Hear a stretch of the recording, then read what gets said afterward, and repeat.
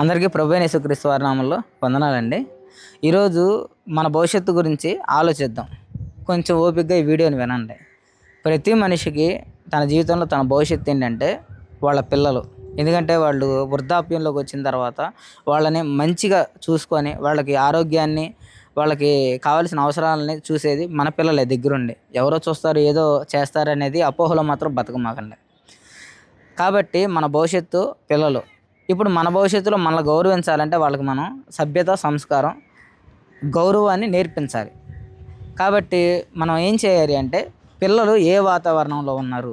ఉదాహరణకి మనం 1995లో పుట్టామనుకుందాం. అప్పుడున్న వాతావరణమే ఈ 2025లో కూడా ఉంది అనుకొని పిల్లల్ని అలా ఫ్రీడమ్గా వదిలేయడం, ఆలోచించకపోవడం వాళ్ళ గురించి, మన పనిపాట్లలో పడిపోవడం అనేది చాలా రాంగ్ డెసిషన్. ఎందుకంటే 1995లో ఉన్న పరిస్థితులు వేరు, 2025లో ఉన్న పరిస్థితులు వేరు. 1995లో ఏదైనా ఒక వార్త తెలియాలి అంటే, ఏదైనా చుట్టూ జరిగే వాతావరణం మారాలి అంటే చాలా రోజులు పెట్టేది. అవన్నీ చాలా క్లారిటీ కనిపించేది. కానీ ఇప్పుడు ఈ 2025లో మొబైల్ ఫోన్ చేతికుంది. ఈ మొబైల్ ఫోన్ అనేది ఒక్క సెకండ్లో పిల్లల జీవితాలను మార్చేస్తుంది. ఈ మొబైల్ ఫోన్లో పోర్నోగ్రఫీ గురించి వచ్చేస్తుంది, అర్ధనగ్నంగా యాక్టింగ్లు వచ్చేస్తున్నాయి, అబద్ధాలు ఎలా చెప్పాలో వచ్చేస్తున్నాయి, మోసాలు ఎలా చేయాలో వస్తున్నాయి, డ్రగ్స్ ఎలా తీసుకోవాలి, ముందు ఎలా తాగాలి, సిగరెట్లు ఎలాగా సేవించాలి, తల్లిదండ్రులకు దొరకకుండా ఎలా పేకాడాలి, ఇవన్నీ అంటే పిల్లల జీవితాన్ని పూర్తిగా కొలాప్స్ చేసేటటువంటి వాతావరణం వచ్చింది. ఇది కూడా ఎంతో సమయం పట్టదు, వితిన్ సెకండ్స్లో. కాబట్టి ఈ 2025లో మన భవిష్యత్తు లేని పిల్లల్ని మనం చాలా జాగ్రత్తగా కాపాడుకోవాలి. చుట్టూ ఏం జరుగుతుంది అనేదాన్ని చూసుకోవాలి. ఎందుకంటే స్కూల్కి వెళ్తున్నారు పిల్లలు. రోజులో మహా అయితే రాత్రి మనతో పక్కన పడుకుంటారు, మనతో మాట్లాడే సమయం ఉండదు. మధ్యాహ్నం నుంచి సాయంత్రం వరకు, మధ్యాహ్నం నుంచి పొద్దున వరకు వాళ్ళు స్కూల్లో ఉంటారు. అక్కడ వాళ్ళ ఫ్రెండ్స్తో స్నేహాలు చేస్తూ ఉంటారు, వేరే వేరే విధాలుగా చోట్లకు తిరుగుతూ ఉంటారు.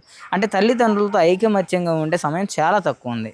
కాబట్టి ఇప్పుడు మీరేం చేయాలి అంటే పిల్లల భవిష్యత్తులో మీరు జోక్యం చేసుకోవాలి. ఎందుకంటే వాళ్ళే మన భవిష్యత్తుగా. అదేనా ఈరోజు మనం మాట్లాడుకోబోయేది. రైట్. చుట్టూ వాళ్ళ వాతావరణాన్ని గమనిస్తూ ఉండండి. వాళ్ళకి మొబైల్ ఫోన్లో వాళ్ళు ఏం చేస్తున్నారు, వాళ్ళ యాక్టివిటీస్ బయట ఎలాగ ఉన్నాయి. ఎందుకంటే రేపు పొద్దున మిమ్మల్ని గౌరవించాలి అంటే, మిమ్మల్ని ఆరోగ్యంగా చూసుకోవాలి అంటే వాళ్ళకి మంచి బుద్ధి నేర్పించాలి. కాబట్టి ఇప్పుడు వాళ్ళకి ఆ మంచి బుద్ధి అందుతుందా లేదా అని చూడాలి. ఇప్పుడు ఎవరైనా బూతులు తిట్టే వ్యక్తితో స్నేహం చేస్తున్నాడు అనుకోండి, ఆ వ్యక్తి రేపు పొద్దున నువ్వు మంచంలో ఉన్నప్పుడు నిన్ను తిట్టడా? లేదంటే అలాంటి పరిస్థితులు మనం చూడలేదా? తాగుడుపోతాడు అనుకోండి, తను తాగడానికే డబ్బులు సంపాదించుకుంటాడు. తల్లిదండ్రులని, భార్య బిడ్డల్ని ఒక మంచి వాతావరణానికి క్రియేట్ చేసుకుంటానికి తను డబ్బు సంపాదించుకుంటాడా? కాబట్టి ఇలాంటి అనేకమైన సంఘటనల మధ్యలో పిల్లలు నాశనం అయిపోతున్నారు. ఈ 2025లో చాలా వేగంగా జరుగుతుంది. అది 1995 మాత్రం కాదు. కాబట్టి మీరు నిర్లక్ష్యం చేయకోకుండా పిల్లల గురించి చాలా చాలా చాలా సూక్ష్మంగా ఆలోచిస్తేనే మీ భవిష్యత్తును కట్టుకోగలరు, మీరు మనశ్శాంతిగా ఉండగలరు, వాళ్ళకి ఒక మంచి మార్గాన్ని చూపించగలరు.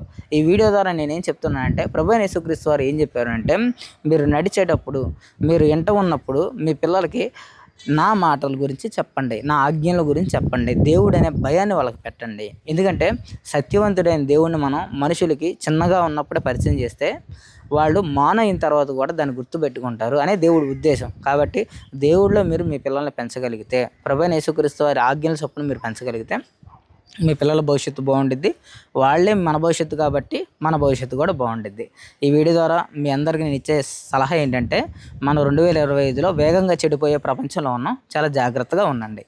యేసుక్రీస్తు నామములో మీ అందరికీ వందనాలు తెలియజేసుకుంటున్నాను. వీడియోని మీ స్నేహితులకి, మీ కుటుంబ సభ్యులకి షేర్ చేయమని మీ అందరికీ తెలియజేసుకుంటున్నాను. అందరికీ యేసుక్రీస్తు నామములో వందనాలు.